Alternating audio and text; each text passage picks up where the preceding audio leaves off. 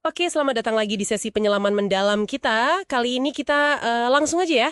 Kita bedah soal analisis piutang dan penagihan PNBP. PNBP itu penerimaan negara bukan pajak. Sumber kita dokumen analisis yang cukup dalam nih. Misi kita seperti biasa memahami intinya. Kenapa pengelolaan piutang PNBP ini penting?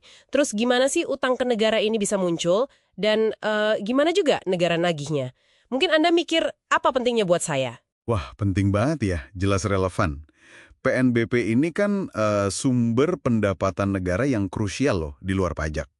Dananya itu ya buat membiayai banyak hal, layanan publik, pembangunan yang Anda nikmati juga sehari-hari. Nah, yang menarik nih, sebagian besar PNBP itu datangnya dari sumber daya alam, kayak migas, batu bara gitu. Jadinya ini tuh sangat sensitif sama harga komoditas global kan. Kalau negara gagal nagih piutang dari sektor ini, wah dampaknya bisa signifikan. Ada potential loss, potensi kerugian besar buat negara. Oke. Menarik banget kaitannya sama harga komoditas itu.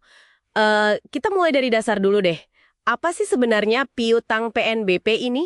Gampangnya gini, piutang PNBP itu jumlah PNBP yang mestinya udah dibayar sama wajib bayar. Kita sebut aja WB ya. Tapi belum lunas juga sampai lewat jatuh tempo. Ya intinya itu hak tagih negara lah. Uang negara yang masih di tangan orang lain.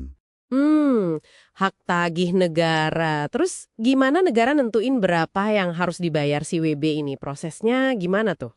Nah, ada dua mekanisme utama nih. Pertama, ada skema namanya Official Assessment. Di sini, jumlah PNBP yang harus dibayar itu ditetapkan secara resmi sama instansi pengelola PNBP, singkatnya IP, atau bisa juga mitranya MIP. Oke, jadi angkanya udah pasti dari mereka gitu ya? Iya, betul. Udah ada ketetapannya. Nah, piutang muncul kalau si WB ini nggak bayar sesuai jumlah yang udah ditetapkan itu. Contohnya, ya di beberapa layanan pemerintahan atau pengelolaan aset negara.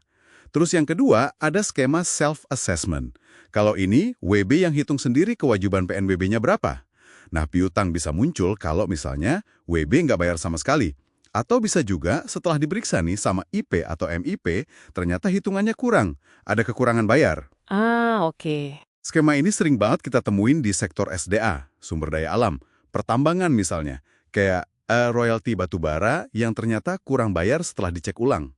Gitu. Ada contoh lain nggak yang mungkin lebih dekat sama kita sehari-hari? Ada. Bisa jadi. Misalnya layanan rumah sakit pemerintah yang statusnya udah BLU, Badan Layanan Umum.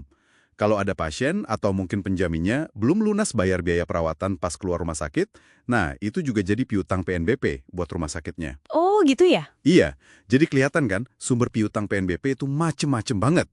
Nggak cuma dari perusahaan gede aja. Oke. Jadi piutang bisa dari mana aja ya ternyata. Terus kalau WB ini telat bayar atau katakanlah nggak bayar, apa yang negara lakukan? Ya nggak didimin aja dong. IP atau MIP itu bakal mulai proses penagihan. Ada tahapannya. Dimulai dengan kirim surat tagihan pertama, ST1. Biasanya WB dikasih waktu ya sekitar sebulan lah buat lunasin. Sebulan ya? Terus kalau masih bandel? Nah, kalau ST1 nggak direspon, terbit lagi surat tagihan kedua, ST2. Masih nggak bayar juga. Keluar surat tagihan ketiga, ST3. ST3 ini kayak peringatan terakhir lah dari IP atau MIP. Jarak waktunya antar surat ini ya beda-beda. Bisa sebulan, 2 bulan gitu. Oh ya, penting juga nih, kalau telat bayar itu biasanya kena denda loh. Umumnya sih 2% per bulan dari pokok utangnya. Dan itu bisa numpuk terus, maksimal sampai 24 bulan. Wah, 2% per bulan. Bisa lumayan banget ya kalau dibiarin lama. Terus, gimana kalau ST3 pun nggak mempan juga? Apa langkah berikutnya?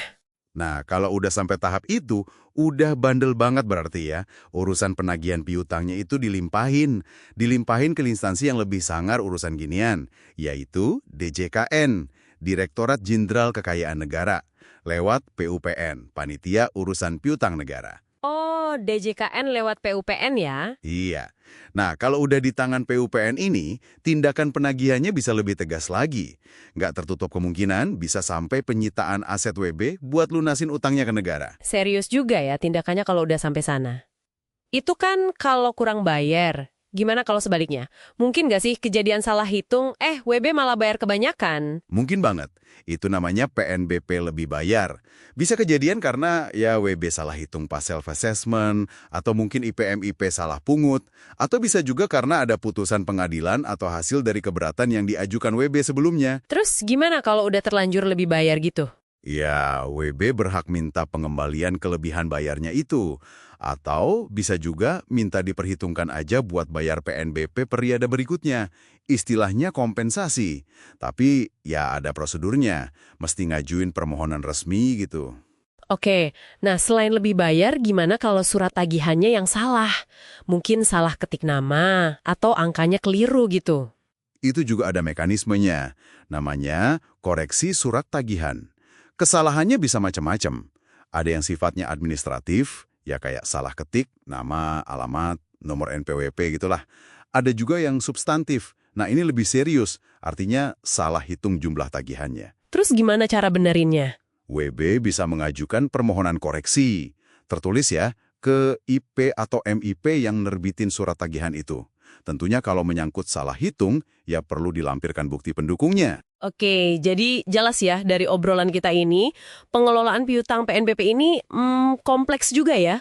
Banyak aturannya, banyak instansi terlibat, skenarionya juga macam-macam. Di satu sisi, ini potensi pendapatan besar buat negara. Tapi di sisi lain, wah, ada risiko kehilangan pendapatan juga kalau nagihnya nggak efektif. Betul banget. Kompleks tapi krusial. Dan ini mungkin jadi bahan pemikiran ya buat Anda yang dengerin. Coba deh direnungkan, menurut Anda seberapa efektif sih sistem pengelolaan dan penagihan piutang PNBP kita ini di lapangan? Udah oke belum?